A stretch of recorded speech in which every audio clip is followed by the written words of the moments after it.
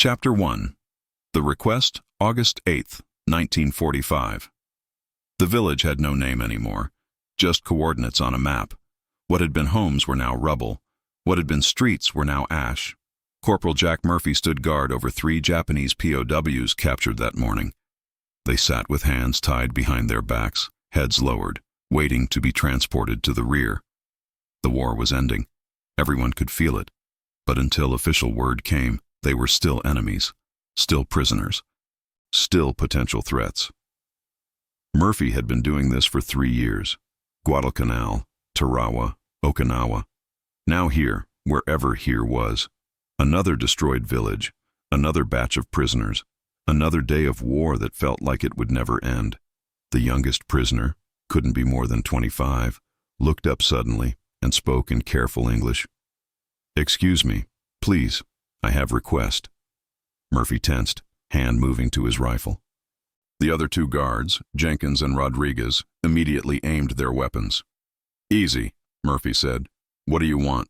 "I have, in my uniform, one thing, small thing, not weapon, not intelligence, just," he struggled for the English word, "memory, family memory. Please, may I keep it?" Protocol was clear. All enemy possessions were to be confiscated, catalogued, examined for intelligence value. Prisoners kept nothing except the clothes on their backs. That was the rule. "What kind of memory?" Murphy asked, curiosity overriding procedure. "Photograph, my wife, my daughter, very small. Here." He gestured with his head toward the inside pocket of his torn uniform. "Please, they must not disappear with me." The words hit Murphy harder than expected. They must not disappear with me. As if this prisoner knew he might not survive, but desperately needed his family to survive in some form, even if just as an image on paper. "Sarge, don't," Jenkins warned. "Protocol says—" "I know what protocol says," Murphy interrupted. He studied the prisoner's face. No deception there, no cunning. Just desperate hope that one small piece of his life could be preserved. "What's your name?" Murphy asked. "Captain Kenji Sato, Imperial Japanese Army, 23rd Infantry Division. I surrender honorably. I follow all rules. But please, the photograph. It is all I have." Murphy made a decision that would define the rest of his life. "All right." Slowly, very slowly, "I'm going to reach into your pocket and get this photograph. You try anything stupid, my men will shoot you. Understood?" "Yes, yes, understood. Thank you. Thank you." Murphy approached carefully, rifle ready, while Jenkins and Rodriguez kept their weapons trained on all 3 prisoners. He reached into Sato's inside pocket, felt paper, pulled it out slowly. A photograph, small, maybe 3 inches by 4, bent at the corners, worn from handling. The image showed a young woman in traditional kimono holding a little girl, maybe 3 years old, both smiling at the camera. Behind them, cherry blossoms in full bloom. It was the most human thing Murphy had seen in 3 years of war. "Your family?" Murphy asked, though he already knew. "Yes, wife Yuki, daughter Hana, taken 1942, 3 years ago. Hana is 6 now, maybe 7. I lose count of time." Sato's voice broke. "I have not seen them since I left for war. This photograph, only proof they exist. Only proof I am father, not just soldier." Murphy stared at the image. The wife looked kind. The daughter looked joyful. Both looked completely unaware that in 3 years, Japan would be losing a war, their husband and father would be a prisoner, and this photograph would be all that connected them. "Please," Sato said again. "You can take my uniform, my rank insignia, my medals, everything, but please, let me keep photograph. So when I die, if I die, someone will know. Someone will know I was father, that I had family, that I existed as more than enemy." Jenkins stepped closer to Murphy, spoke low. "Sarge, we can't let him keep it. Orders are orders. Everything gets confiscated." "It's just a photo, Jenkins. Today it's a photo. Tomorrow it's something else. Where do we draw the line?" Murphy looked at the photograph again, then at Sato, then at his own hands. Hands that had killed Japanese soldiers. Hands that had followed orders without question for 3 years. Hands that were shaking slightly as they held this small piece of paper that represented everything the war tried to destroy. Family, love, normalcy. Proof that enemies were once just fathers and husbands and sons. "We draw the line here," Murphy said firmly. "He keeps the photo." "Sarge, that's an order, Jenkins." Murphy did something that shocked all 3 guards and all 3 prisoners. He untied Sato's right hand, placed the photograph carefully in the man's palm, helped him tuck it back into his inside pocket, then retied his hand. The gesture took maybe 30 seconds, but the silence that followed felt infinite. Sato bowed his head, as much as he could with bound hands, and said with profound emotion, "Thank you. You have let me remain father. Even when I am treated as enemy, I will remember, always remember." "Yeah, well, don't make me regret it." But as they led the prisoners away for transport, as Murphy watched Sato walking carefully to protect the pocket that held his family, Murphy knew he wouldn't regret it. Because for the first time in 3 years, he'd done something that made him feel human instead of just a soldier following orders.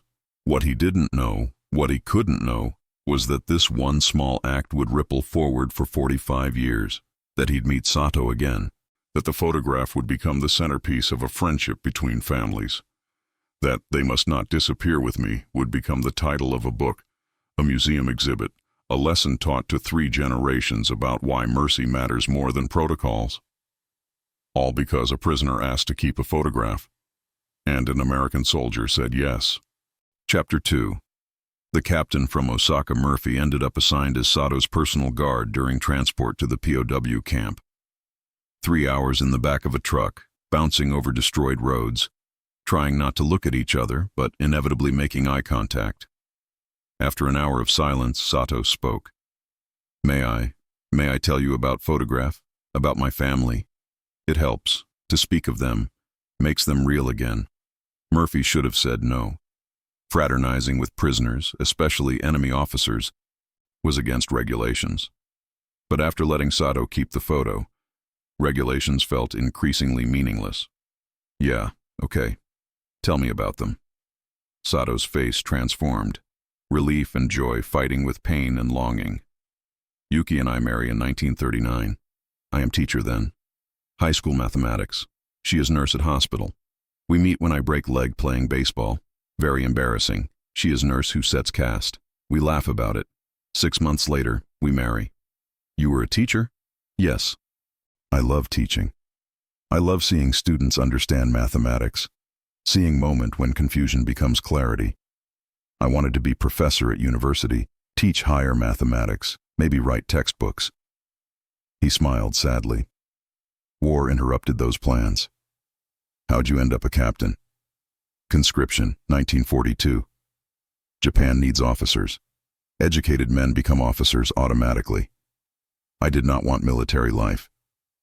But you do not refuse when emperor calls. That is unthinkable. So I become captain. Learn to give orders, learn to fight, learn to kill." His voice hardened. "Learn to be something I never wanted to be." Murphy understood that feeling. He'd been a mechanic in Detroit before Pearl Harbor. Loved working with engines, loved the logic of machinery, loved building and fixing instead of destroying. Then December 7th happened, and suddenly he was a Marine, training to kill, shipping out to islands he'd never heard of. "Tell me about your daughter," Murphy said. "Hana." Sato's eyes lit up despite his circumstances. "She is. Perfect. Beautiful. Smart. When I leave for war, she is 3 years old. She cries and cries, does not understand why Papa must go away. Yuki tells her I am going to teach soldiers, that I will come home soon. I do not have heart to tell truth, that I might never come home, that she might grow up without father." He shifted uncomfortably, the photograph pressing against his chest. "That photograph, it is from spring 1942. Cherry Blossom Festival. We go to park, all 3 of us, before I must report for training. Yuki wears her best kimono. Hana wears matching one. They are so beautiful. I take many photographs that day, but this one, This one captures everything. Their smiles, their innocence, the cherry blossoms, everything I am fighting to protect and everything war will destroy. Do you know if they're alive? If they survived? Sato's face collapsed. I do not know. Last letter from Yuki was 6 months ago. She said they are safe, that they moved to countryside away from bombings. But 6 months. Anything could happen in 6 months. Firebombing, starvation, disease. I pray every night that they live, that Hana grows up, that Yuki survives to raise her. But I do not know. The truck hit a pothole, jarring everyone. Sato winced. He'd been wounded in the leg during capture, and though medics had patched it, every bump sent pain through his body. You got kids? Sato asked. Not yet. Got a girl back home. Betty. We were supposed to marry before I shipped out, but things moved too fast. She's waiting for me in Detroit, writes every week, tells me about working at the factory, making airplane parts, doing her part for the war effort. Murphy paused. I write her about everything except the important stuff. Don't tell her about the killing. Don't tell her about the things I've seen. Don't tell her I'm not sure the guy going home will be the same guy she fell in love with. War changes us, Sato agreed quietly. I am not same man who left Osaka. That man was teacher, was father, was gentle. This man. He gestured at his torn uniform, his bound hands. This man has killed, has watched friends die, has done things that would horrify Yuki and Hana. I hope, I pray, that when war ends, I can become that first man again. But I fear he is gone forever. They rode in silence for a while, two soldiers from different armies, different cultures, different sides of the war, discovering they were identical in the ways that mattered. Both scared, both changed, both desperate to get home to the people who loved them. Chapter 3. The Corporal from Detroit. Why you help me? Sato asked suddenly. With photograph, you could refuse. Most soldiers would refuse. Why you say yes? Murphy had been asking himself the same question. Why had he broken protocol? Why had he risked discipline for an enemy prisoner's photograph? My brother, Murphy finally said. Tommy, younger than me by 3 years. He died at Guadalcanal, 1942. Took a bullet in the first 5 minutes of combat. Medic said it was quick, that he didn't suffer. But the thing that haunted me, the thing that still haunts me, is that when they shipped his body home, they sent his personal effects too. And in his pocket was a photograph of our family. All of us. Christmas 1941, last time we were all together. His voice was rough with emotion. My mom, when she got that photograph back, she held it and cried for 3 days straight. Because that photograph meant Tommy had been thinking of us, that we were with him, even at the end, that he died holding proof he had a family, that he was loved, that he mattered. Murphy looked at Sato directly. When you asked to keep your photograph, I thought about Tommy, about how important it was for him to have our faces with him. And I thought, if I can give that same thing to an enemy soldier, maybe it balances out. Maybe it makes Tommy's death mean something. Maybe it proves that even in war, we can remember that soldiers are just people with families who love them. Sato was crying silently. Your brother sounds like good man. I am sorry for your loss. I am sorry my country killed him. Yeah, well, your country didn't kill him. War killed him. Just like war might kill you. Just like war might kill me. We're all just pawns being moved around by people who will never see the blood, never hear the screams, never have to look at photographs of the families we're destroying. That is truth, Sato agreed. Terrible truth, but truth nonetheless. The truck rolled on toward the POW camp, carrying 2 enemies who'd become something unexpected, witnesses to each other's humanity. Proof that soldiers on opposite sides could see past uniforms and recognize shared pain, shared fear, shared desperate hope that their families would survive the choices politicians made. What will you do? Sato asked. After war, when you go home to Detroit? Marry Betty, open a garage, work on cars, maybe have kids, try to forget this. Murphy gestured at the destroyed landscape passing by the truck. Try to remember who I was before I learned how to kill people. I hope you succeed. I hope you have many children. I hope you teach them that wars are wrong, that enemies are just humans, that. He touched his chest where the photograph pressed against his heart. That mercy matters more than victory. What about you, if you survive? When I survive, Sato corrected gently. I must survive. For Yuki. For Hana. They need father. So I will survive. I will return to Osaka. I will teach mathematics again. I will hold my daughter. I will tell her about American soldier who let me keep photograph, who treated me as father, not just enemy. Chapter 3. The Camp. The POW camp was a sprawling complex of wire fences, guard towers, and wooden barracks. Hundreds of Japanese prisoners, all wearing the same look of defeat, relief, and uncertainty about what came next. Murphy processed Sato officially. Name, rank, unit, medical condition.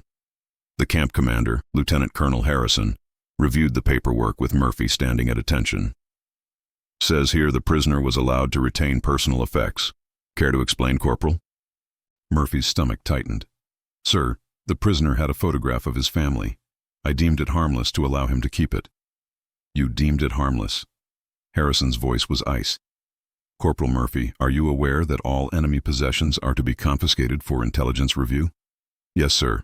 But it was just a family photograph. No military significance. That's not for you to decide. Photographs can contain coded information. Background details can reveal intelligence about locations, operations, personnel. Harrison leaned forward. Bring me the photograph, now. Murphy felt his world tilting. He'd given Sato the photograph back. If he took it away now, he'd betray the trust, the promise, the moment of humanity they'd shared in that truck. Sir, with respect, that wasn't a suggestion, Corporal. Get the photograph. Murphy found Sato in the processing barracks, sitting on a cot with other prisoners. The photograph held carefully in his freed hands. When Sato saw Murphy's face, he understood immediately. They want photograph, Sato said. Not a question, a statement. Yeah, commander's orders, says it might contain intelligence. Sato looked at the image of his wife and daughter, memorizing details he'd memorized 1,000 times already. Then he looked at Murphy with profound sadness. I understand. You have orders. You must follow. You give me gift already. You let me have photograph for few hours. That is more than I deserved, more than I expected. He held out the photograph. Please, take it. Do not get in trouble because of me. Murphy stared at the offered photograph, at Sato's resigned face, at the proof that mercy lasted only as long as regulations allowed it. No, Murphy said suddenly. What? No, I'm not taking it. You keep it. But your commander. My commander can take it himself if he wants it that badly. But I'm not taking it from you.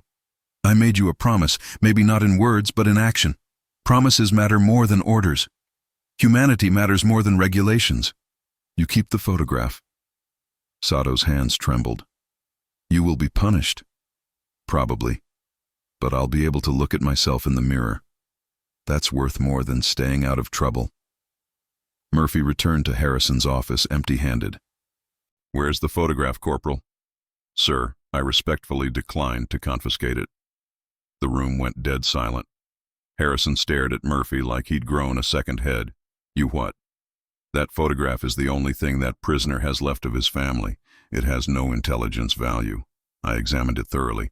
It's just a wife and daughter under cherry blossoms. Taking it from him serves no purpose except cruelty. Sir, I decide what serves a purpose, not you. Harrison stood, face red with anger. That prisoner is an enemy combatant. He gets nothing except what we choose to give him. And right now, I choose to give him nothing. Get that photograph. That's a direct order. No, sir. The word hung in the air like a grenade. What did you say? I said, no, sir. I will not take that photograph. Court-martial me if you want. Demote me. Throw me in the brig. But I won't take a dying man's last connection to his family just because regulations say I should. Sir, Harrison's face went through several colors. For a moment, Murphy thought he'd be arrested on the spot. Then something unexpected happened. The colonel sat down heavily, suddenly looking very old and very tired. "How long have you been in, Murphy?" 3 years, sir. Since Pearl Harbor. Guadalcanal, Tarawa, Iwo Jima? Yes, sir. All of them. Harrison nodded slowly. I've been doing this since 1941. 4 years of watching young men kill each other over islands most Americans couldn't find on a map. 4 years of processing prisoners, counting bodies, writing letters to families explaining how their sons died for strategic objectives they'll never understand. And you know what? I'm so goddamn tired of it. He looked at Murphy with something like respect. That prisoner's photograph, does it actually have intelligence value? No, sir. I examined it carefully. It's just his family. And taking it from him, does it serve any tactical purpose? No, sir. Just following protocols. Then maybe, Harrison said slowly, maybe we can make an exception. Just this once. Let him keep the photograph. But Murphy, this doesn't set a precedent. Understand? Every other prisoner gets standard treatment. This one gets mercy because you had the balls to stand up for it. Don't make me regret this. Murphy felt relief flood through him. Thank you, sir. I won't. Get out of my office before I change my mind. Chapter 4. The ripple word spread through the camp. Corporal Murphy had defied a direct order to let an enemy prisoner keep a family photograph. Reactions were mixed. Some soldiers thought Murphy was soft. We should hate them, not show them mercy. They killed our friends. Others thought Murphy was brave. It's just a photograph. Costs us nothing to let him have it. Maybe we should remember enemies are humans too. The debate raged through the barracks, the mess hall, the guard towers. Was mercy weakness? Was humanity incompatible with war? Where was the line between following orders and following conscience? Murphy found himself in the center of controversy he hadn't wanted. But when he saw Sato the next day during inspection, saw the photograph carefully tucked in his uniform, saw the gratitude in the man's eyes, saw the proof that one small act of kindness could matter, Murphy knew he'd made the right choice.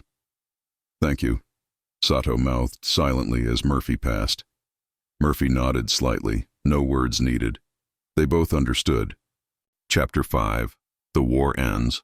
August 15, 1945. Japan surrendered. The camp erupted in celebration, Americans cheering, crying, hugging, firing weapons in the air. The war was finally over. They were going home. The Japanese prisoners reacted differently. Some cried with relief. Some sat in stunned silence. Some looked terrified. Would they be executed now? Sent home to a defeated Japan? Kept as prisoners indefinitely? Murphy found Sato sitting alone, holding the photograph, tears streaming down his face. It's over, Murphy said unnecessarily. Yes, it is over. We lost. Japan surrendered. My emperor. Sato couldn't finish the sentence. For a Japanese officer raised in Bushido tradition, surrender was unthinkable. The fact that Japan had surrendered meant everything Sato had believed, everything he'd fought for, everything he'd sacrificed had been for nothing. What happens to us now? Sato asked. To prisoners? Repatriation eventually. They'll send you home. Back to Japan. Back to... Murphy realized. Back to your family. You can see them again. Yuki and Hana. You can go home. The realization hit Sato like a physical blow. I can go home. I can. I can hold my daughter. I can show her this photograph and tell her I kept it through entire war. That American soldier let me keep it. That even enemies showed mercy. When do you think you'll get to leave? Months, maybe. Processing takes time. But eventually. Eventually I go home. Sato looked at Murphy seriously. You saved my life, you know. Not just by letting me keep photograph. By treating me as human. By showing me that not all Americans are cruel. By proving that mercy exists even in war. You saved my life in ways that matter more than physical survival. Murphy felt uncomfortable with the praise. I just did what seemed right. That is exactly why it matters. You did right thing when you did not have to. When regulations said do something else. When it would have been easier to follow orders. That is true courage. That is true honor. They talked until late that night. About the war, about home, about what came next. Murphy was shipping out in 6 weeks, going back to Detroit, to Betty, to the garage he dreamed of opening. Sato was going into repatriation processing, hoping for transport home in the next 6 months. Before they parted, they made a promise. They'd write. Murphy would send letters to the address Sato gave him in Osaka. Sato would write back, telling him about reuniting with his family, about teaching again, about life in post-war Japan. They'd stay in touch, proof that enemy soldiers could become friends when the shooting stopped. "Remember," Sato said as they shook hands farewell, "you let me remain father even when treated as enemy. I will never forget. Yuki will never forget. Hana will never forget. This photograph." He touched his chest. "This photograph is proof that Americans can be merciful. That you are not demons propaganda claims. That humanity survives even war. Take care of yourself, Kenji. Get home to your family. You also, Jack. Marry Betty. Open your garage. Have children. Tell them about Japanese captain who wanted to keep photograph. Tell them mercy matters more than winning." Chapter 6. Letters Across Time. Murphy returned to Detroit in October 1945. Married Betty in December. Started his garage in January 1946. By spring, he'd received his first letter from Sato, postmarked Osaka, written in careful English. "Dear Jack, I am home. I am truly home. Let me tell you what happened. When boat arrived in Osaka port, I stood on deck holding photograph. 3 years I was gone, 3 years of war and capture and uncertainty. As boat docked, I saw a crowd of people waiting, families searching for their soldiers. And then I saw them, Yuki and Hana. Yuki is thinner, older, but still beautiful. Hana is 7 now, tall, shy, does not remember me. When I walk down gangplank, Hana hides behind her mother. She is afraid of stranger in dirty uniform. I kneel down. I pull out photograph, the photograph you let me keep. I show it to Hana. I say, look, this is you and Mama. This is proof Papa always kept you with him, even in war, even when captured. American soldier let me keep this so I could remain your father. Hana looks at photograph, looks at me, touches my face, says, Papa? And then she cries and hugs me, and I cry, and Yuki cries, and we are family again. Because of photograph, because you let me keep it. Jack, I cannot thank you enough. That photograph saved my family, not just because it helped Hana recognize me, but because it proved I never stopped being father, that even in darkest moments, I held on to them. I am teaching again. Mathematics at local school. Students do not know I was soldier. They just know I love numbers, love teaching, love seeing them understand. I am becoming who I was before war, but better, because now I know value of mercy, because American soldier taught me that enemies can be compassionate. Thank you, my friend. You gave me my life back. You gave my family their father back. I will be grateful until my last breath. Your friend, Kenji. Murphy read the letter 3 times, tears streaming down his face. Betty found him in the garage, holding the letter. Good news, she asked. The best news. The Japanese captain, Kenji. He made it home. He saw his family. The photograph I let him keep. It helped his daughter recognize him. They're together again. Betty hugged him tight. You did a good thing, Jack. A really good thing. I just let him keep a photograph. No, you let him remain human. That's everything. Chapter 7. The Visit. In 1975, 30 years after the war, Murphy received an unexpected invitation. Sato wanted him to visit Osaka, to meet his family, to see what the photograph had created. Murphy, now 63 years old, gray-haired but still strong from decades of garage work, flew to Japan with Betty. Their first trip outside America. Their first time seeing the country they'd once fought against. Sato met them at the airport. 70 now, thinner, walking with a cane from the leg wound that never fully healed. But his eyes lit up when he saw Murphy. They embraced like brothers. Jack, you came. You actually came. Wouldn't miss it, Kenji. Wouldn't miss it for the world. Sato's home was modest but warm. Yuki, 65 now, silver-haired, kind-faced, greeted them with tea and stories. Hana, 43, professor at Osaka University, married with 3 children of her own, bowed formally and then surprised Murphy by hugging him.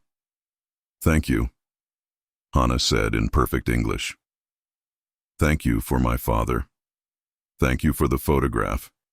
Thank you for letting him remain human when war tried to make him just enemy." Over dinner, surrounded by 3 generations of Sato family, Murphy learned what the photograph had created.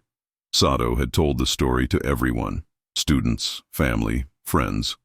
The American soldier who'd broken regulations to let an enemy prisoner keep a family photograph.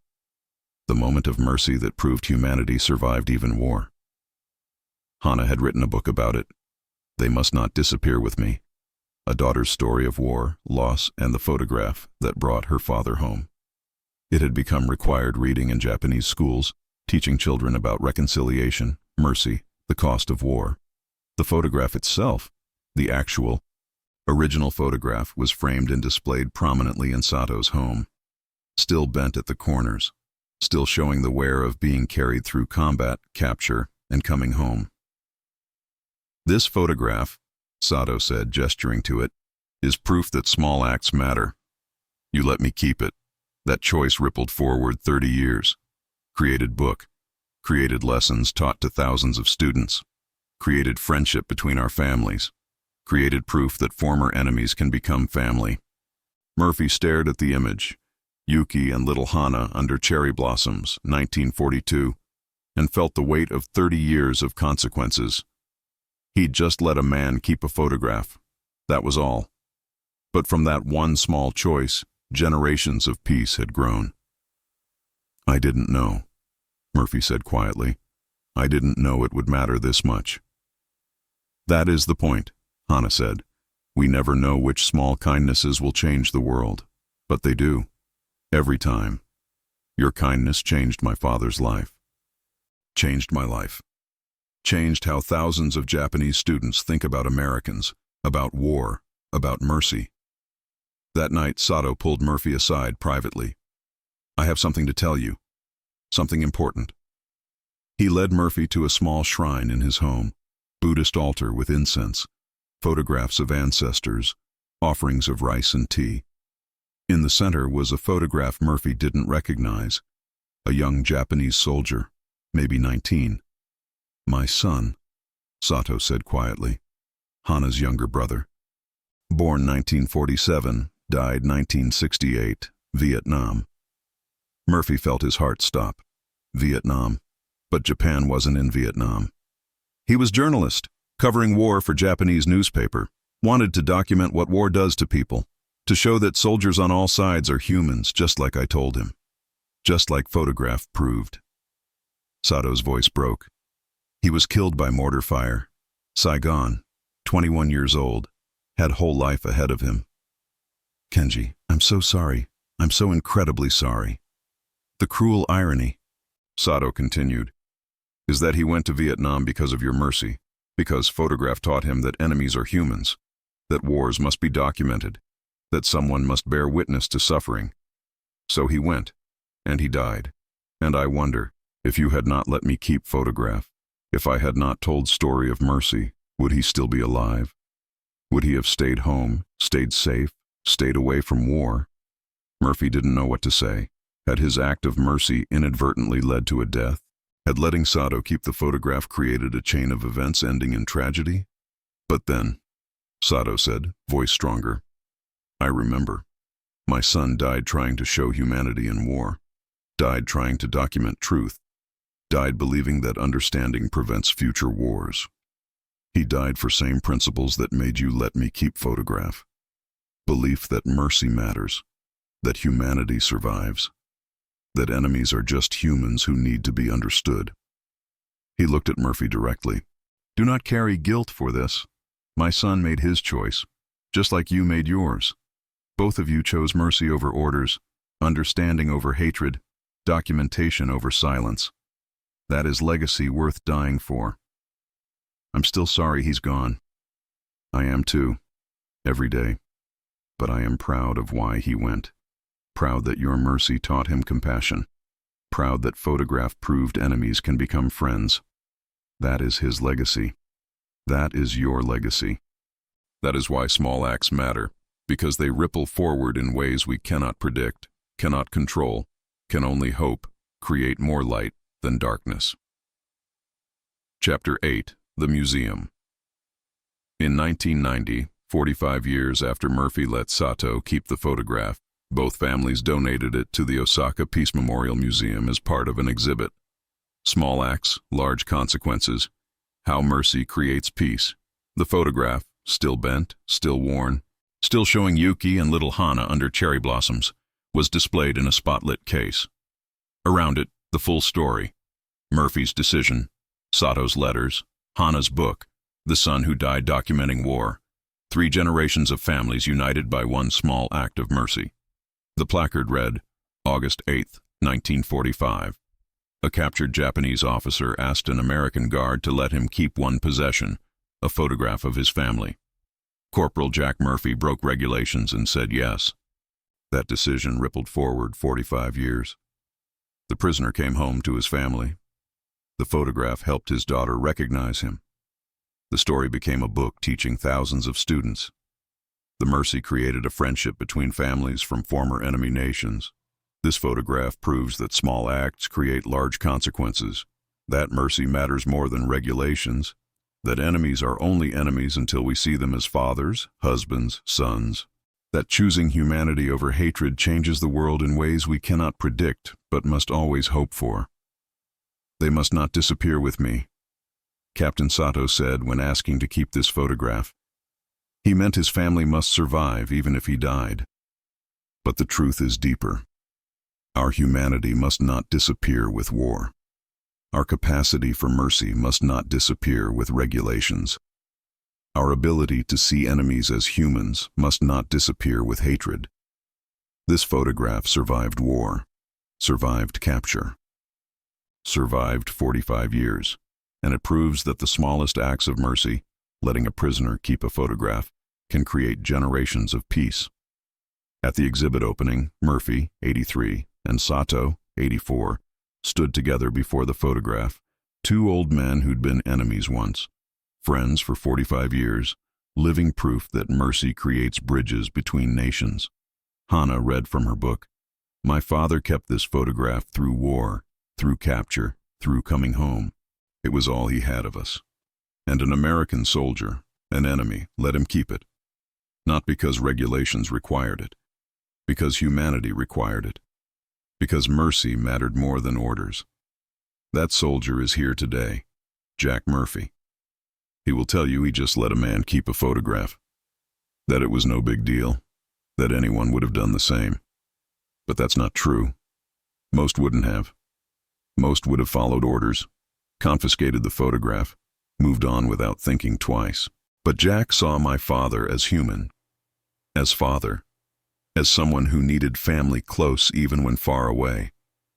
That choice changed my life, changed my father's life, changed how I raised my children, changed how thousands of students think about war and mercy and enemies and friends. That's the power of small acts. That's why mercy matters. That's why we must choose humanity even when, especially when, regulations say do otherwise. Epilogue. They must not disappear. Jack Murphy died in 2002 at age 90. Kenji Sato died in 2004 at 93. At both funerals, the other family attended, traveling across the ocean to honor the friend who'd shown mercy 45 years earlier. The photograph remains in the Osaka Peace Memorial Museum, still teaching visitors that small acts create large consequences, that mercy matters more than victory, that enemies are only enemies until we see them as human. But the real legacy isn't the photograph, it's the children. Murphy's grandchildren know the story. Teach it to their children. Use it as proof that choosing compassion over cruelty changes the world. Sato's grandchildren know the story. Teach it to their children. Use it as proof that American mercy helped Japan heal, helped families reunite, helped former enemies become friends, And every year on August 8th, the anniversary of the day Murphy let Sato keep the photograph, both families visit the museum, Americans and Japanese, former enemies now family. All because one prisoner asked to keep a photograph and one soldier said yes. Because Sato was right. They must not disappear with us. Not our families, not our mercy, not our humanity. Not the proof that even in war's darkest moments, humans can choose compassion over cruelty, understanding over hatred, friendship over enmity. The photograph survives. The story survives. The mercy survives. And that survival proves that small acts matter, that choices compound, that letting a prisoner keep a photograph can create 45 years of friendship, 3 generations of teaching, countless students learning that enemies are just humans who need to be seen, heard, understood. They must not disappear with me. They didn't. They survived. They thrived. They became proof that mercy creates peace, that compassion bridges nations, that the smallest acts, allowing one photograph, change the world in ways we cannot predict but must always choose to create, all because a prisoner asked, and a soldier said yes. National Archives, Washington, D.C., August 1991. Dr. Sarah Chen sat in the archive reading room, surrounded by files about Corporal Jack Murphy and Captain Kenji Sato. She'd spent 6 weeks researching their story, pulling military records, finding letters, interviewing anyone who'd known either man. What she'd discovered was remarkable. Not just the story of the photograph, though that was powerful enough, but the decades of friendship that followed, the ripple effects of one moment of mercy. She learned Murphy had returned to Iowa, worked the farm, helped his sister Ruth through teachers' college. Ruth had graduated in 1949, taught elementary school for 35 years, never married, spent her life educating children in Cedar Rapids. Murphy himself had married in 1951, Betty O'Connor, a nurse from Des Moines. They'd had 3 children. Murphy had worked the farm until his death in 1987 at age 69. Heart attack. Quick and relatively painless. But throughout those 42 years, Murphy and Sato had corresponded regularly. Letters twice a year at first, then 4 times, then monthly as mail service improved and their friendship deepened. Sato had returned to teaching mathematics at Osaka Technical College, had published 4 textbooks on applied mathematics, had taught thousands of students over 30 years until his retirement in 1975, had died in 1989 at age 78. Cancer, surrounded by family, and their families had stayed connected. Murphy's children and Sato's daughter, Hana, now Dr. Hana Sato, professor of literature at Kyoto University, had exchanged letters as children, visited as adults, maintained the friendship their fathers had begun. Sarah found a letter from 1965 when Murphy's eldest son visited Japan. Dear Jack, your son Thomas visited us last week. He is fine young man. You should be proud. He has your kindness, your sense of right and wrong. Hana showed him photograph, the photograph you let me keep. Thomas cried. He said, my father never told me about this, never said he'd done something so important. I hope you do not mind that I told him. I told him how his father chose compassion over regulations, how that choice saved my family, how I have spent 30 years teaching students that former enemies can become friends, that mercy matters more than victory, that humanity survives even war. Thomas said he will tell your story to his children, that they will know their grandfather was man who did what was right, not just what was ordered, that they will understand the power of small mercies. This is legacy, my friend. Not just photograph, not just our friendship, but generations understanding that compassion matters, that enemies are just humans on wrong side of arbitrary lines, that choosing mercy changes the world. Your friend, Kenji Sato, found Murphy's response. Dear Kenji, I'm glad Thomas met you. I'm glad you showed him the photograph. You're right that I never told him the story. Not out of modesty, but because I didn't think it was that important. I just let you keep a photograph, that's all. But reading your letter, I'm beginning to understand what my mother tried to teach me. That small acts matter. That the moments when we choose compassion over cruelty define who we are more than the big dramatic decisions. That letting you keep that photograph wasn't just about one prisoner and one guard. It was about refusing to let war turn me into something cruel. My mother died last year.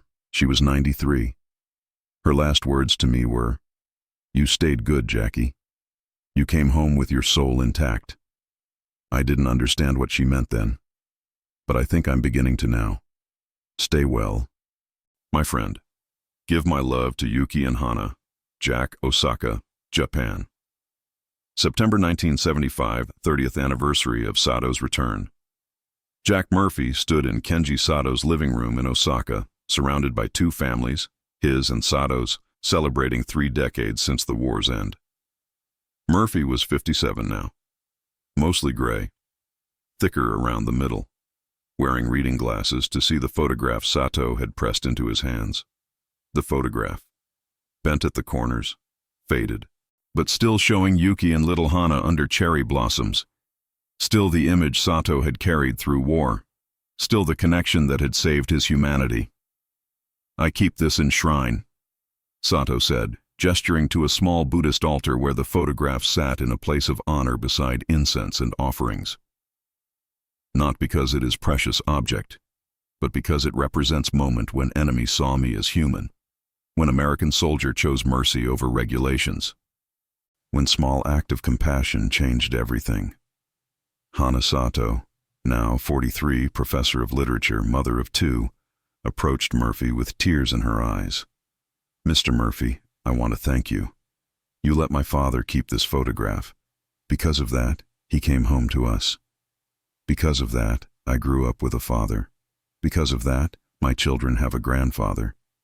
You didn't just save a photograph, you saved a family." Murphy felt overwhelmed. "I just did what seemed right." "No," Hana said firmly. "You did what was right, even when regulations said otherwise, even when orders said differently. You chose humanity. That is not small thing." She handed him a book, published in Japan, 1974. Title in English, "They Must Not Disappear With Me, a memoir of war, loss, and the photograph that brought my father home." "I wrote this," Hana said, "about my father's experience, about the photograph, about you. It is required reading in many Japanese high schools now. Teaching students about reconciliation, about seeing enemies as humans, about how mercy creates peace." Murphy paged through the book, seeing his own name, seeing the story told from Sato's perspective, seeing a photograph of himself, young, in uniform, serious. "I had no idea," he said quietly. "I didn't know it mattered this much." "It matters more than you can imagine," Hana said. "My students, thousands of them over the years, all learn about the American soldier who let a prisoner keep a family photograph. They learn that this is how peace is built, not through treaties and politics, but through individual choices to show mercy." That night over dinner, the two families, American and Japanese, former enemies now bound by friendship, shared stories. Murphy's children and grandchildren heard about the war for the first time in detail. Sato's grandchildren heard about their grandfather's capture and imprisonment, and everyone heard about the photograph, about the moment when an Iowa farm boy chose compassion over regulations, about the Japanese officer who never forgot that mercy, about 30 years of friendship that proved enemies could become family. National Archives, August 1991. Sarah Chen finished organizing her research into a report. She recommended the photograph and accompanying documents be featured in a new exhibit. Small acts, large consequences, how individual mercies shape history. The exhibit opened in March 1992. The photograph, Yuki and Hana under cherry blossoms, was displayed in a spotlit case. Around it, the full story. Murphy's letters home, Sato's letters to Murphy, Hana's book, testimony from witnesses. The placard read, "They must not disappear with me." On August 8, 1945, a Japanese POW asked to keep one possession, a photograph of his family. Corporal Jack Murphy violated regulations and said yes. That decision rippled forward for 50 years. The prisoner came home. The photograph helped his daughter recognize him. Their friendship lasted 42 years. The story became a book teaching thousands of students about reconciliation.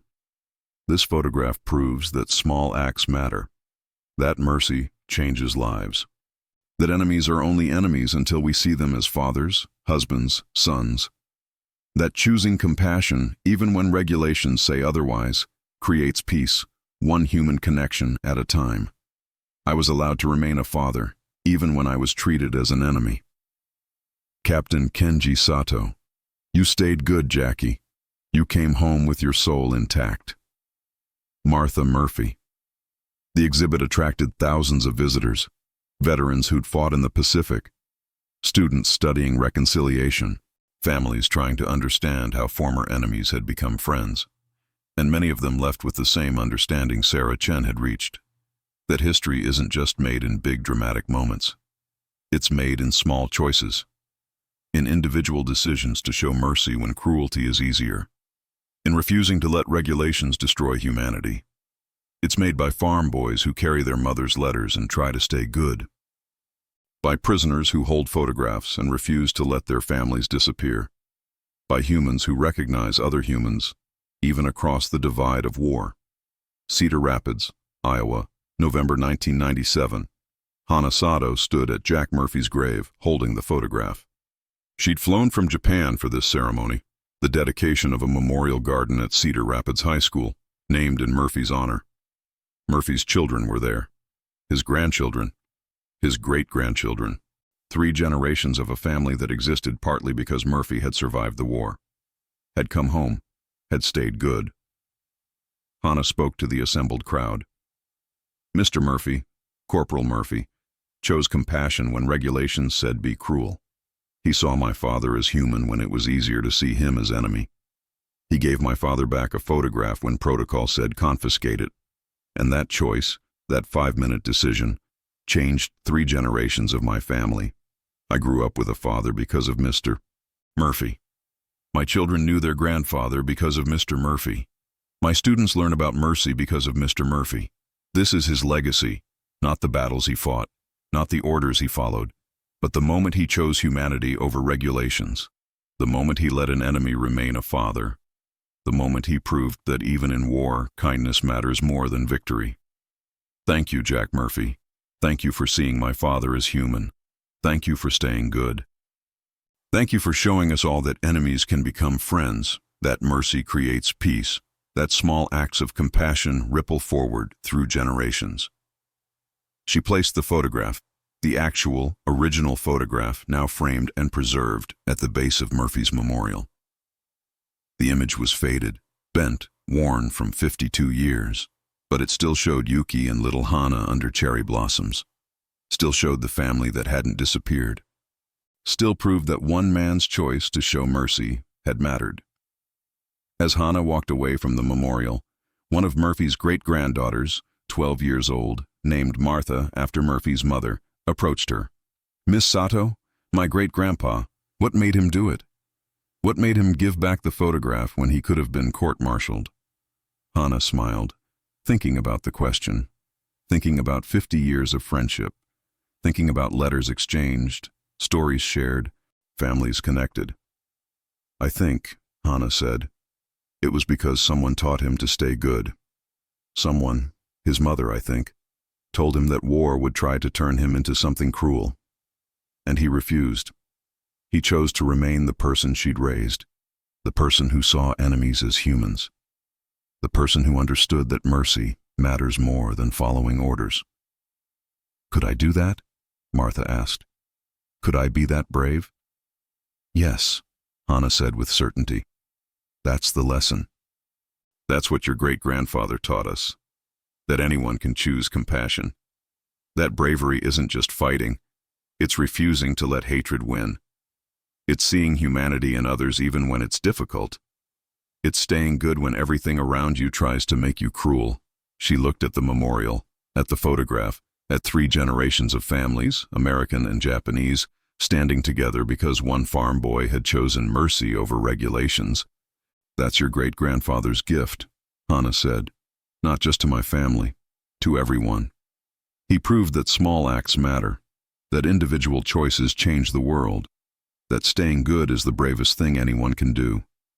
And that lesson, more than any battlefield victory, more than any medal or honor, was the real legacy of Corporal Jack Murphy, the farm boy from Iowa who carried his mother's rosary and her words into war, who stayed good when war tried to make him cruel, who chose compassion when regulations said be harsh, who let a prisoner keep a photograph, and in doing so proved that mercy matters more than victory, that humanity survives even war, that enemies can become friends, that small acts create large consequences, that they must not disappear with us, not our families, not our mercy, not our humanity, because those are the things worth fighting for, worth preserving, worth passing on to the next generation.